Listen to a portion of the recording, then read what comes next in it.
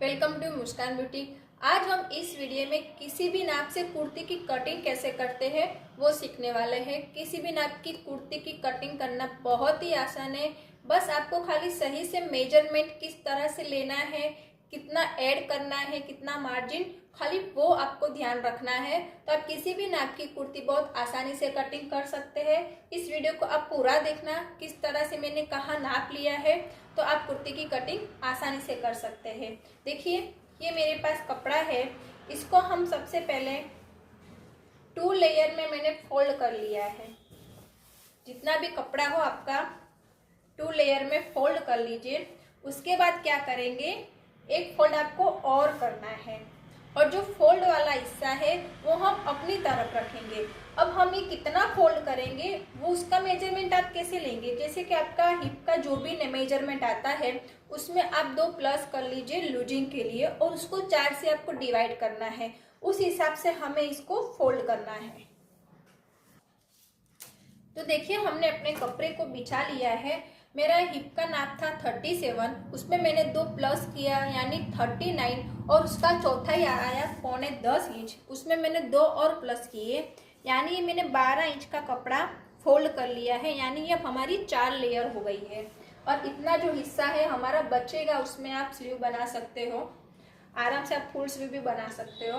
तो देखिए, सबसे पहले हम जब भी कोई कुर्ती बनाते हैं तो उसमें हमें सही से मेजरमेंट चाहिए। आप शरीर का बॉडी के पार्ट से जो भी मेजरमेंट लेते हो, अगर वो आपने परफेक्ट लिया है तो आपकी कुर्ती का फिटिंग अच्छे से आएगा।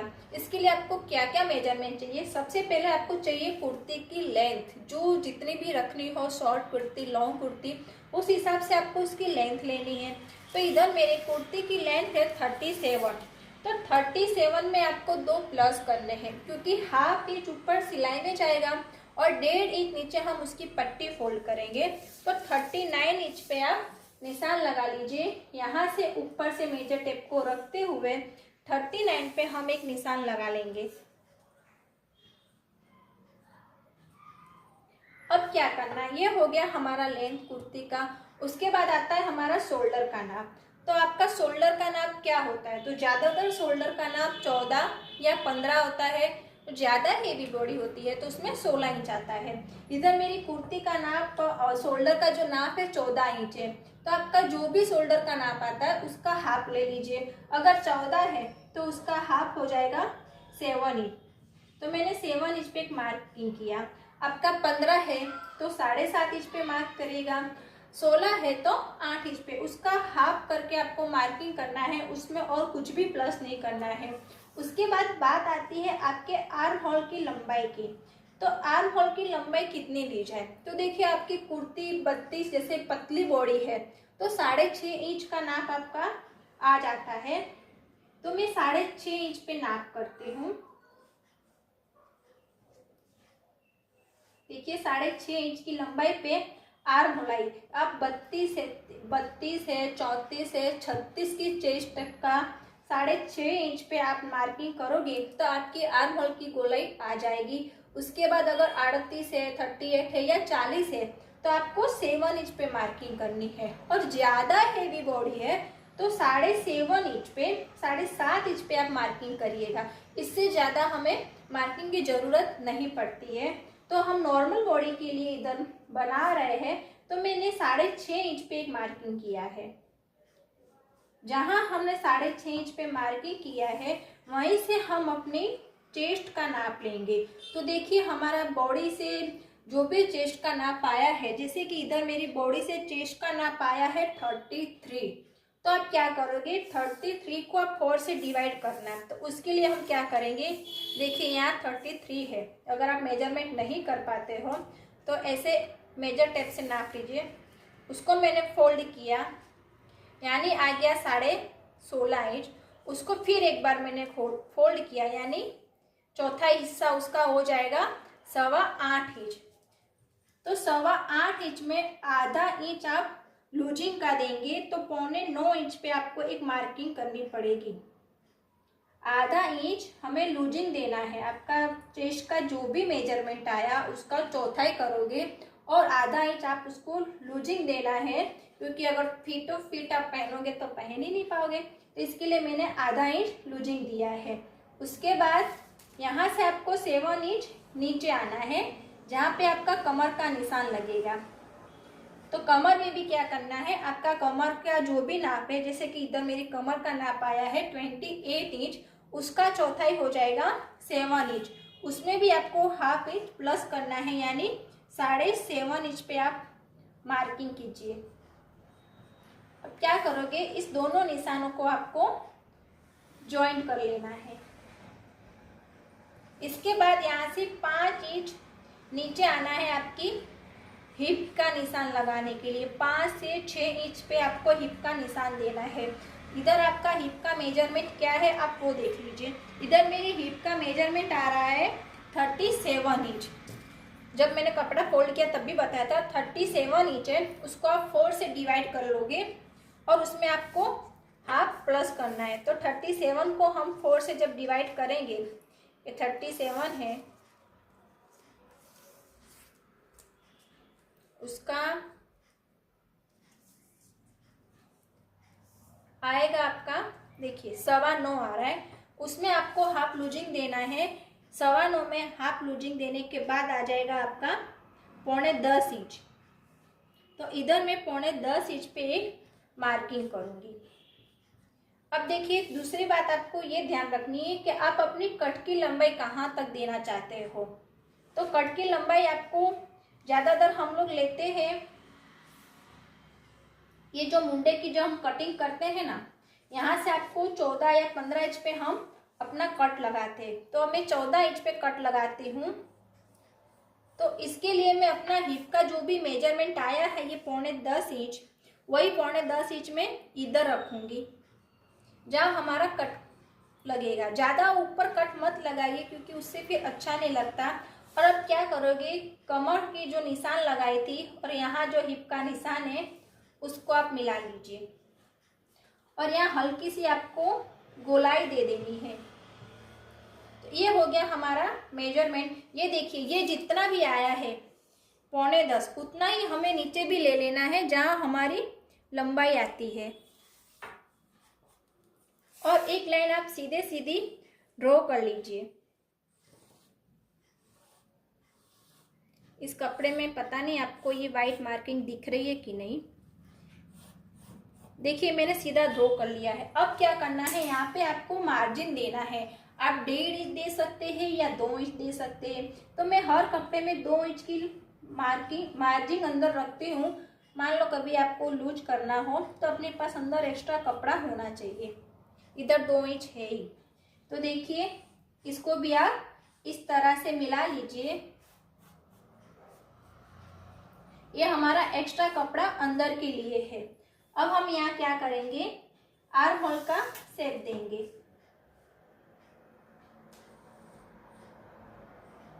आधा इंच ऊपर गए और यहाँ से हल्की सी हमने गोलाई दे दी ऐसे, और इससे हाफ इंच और अंदर एक गोलाई देनी है जो आपके आगे वाले आर्म होल की मुंडे का शेप होगा।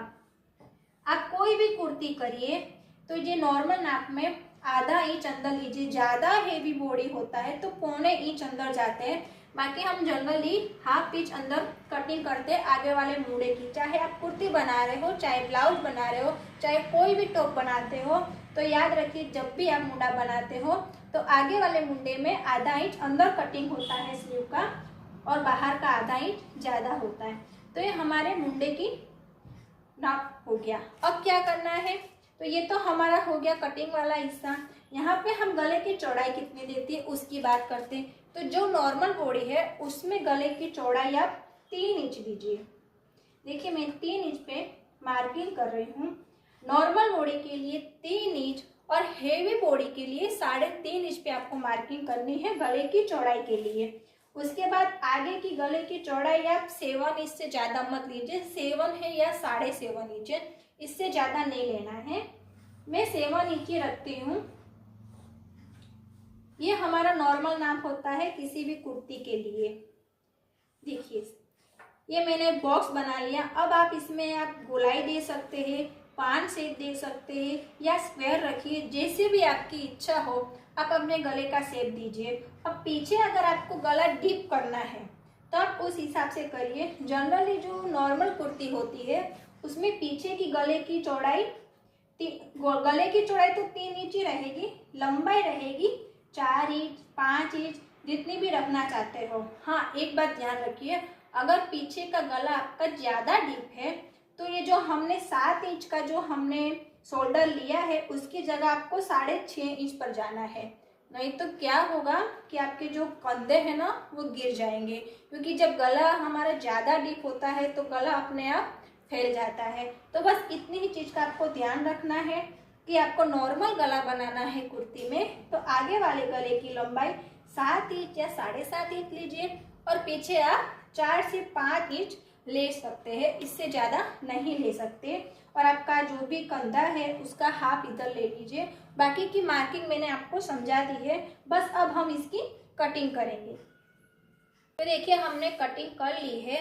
अब क्या करना है, देखिए हमारे यहाँ पे फोल्ड है तो हम इसको भी कट कर लेंगे।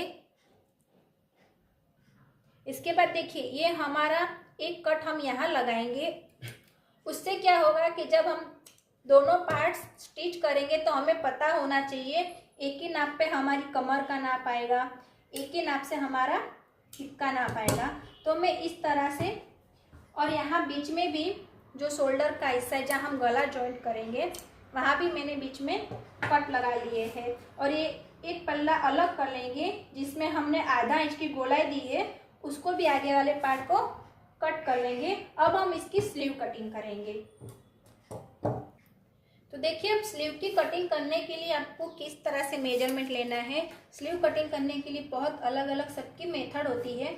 मेरी मेथड ये है कि आपकी जो भी गोलाई आई है हम उसको मेजर करते हैं। जैसे कि मेरी गोलाई इधर आई है मुंडे की, देखिए 9.5 इंच चाहिए, उसमें ऊपर आधा इंच सिलाई में जाएगा तो उसको हम माइनस करेंगे तो 9 इंच हमारी मुंडे की गोलाई आई है 9 इंच।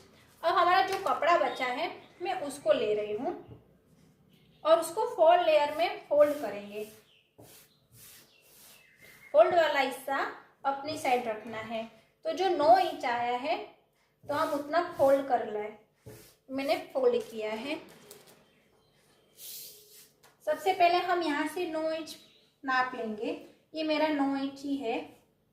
अब क्या करेंगे, यहाँ से मुंडे की हम 3 इंच गहराई नीचे उतरेंगे। देखिए जब छोटी स्लीव कट करते हैं तो 3, 4, 5 इंच की, तो आप 2.5 इंच नीचे उतरिए। ये मेरी स्लीव लंबी है 3/4 साइज की है, तो मैं इसमें 3 इंच मुंडा नीचे डाउन करूँगी।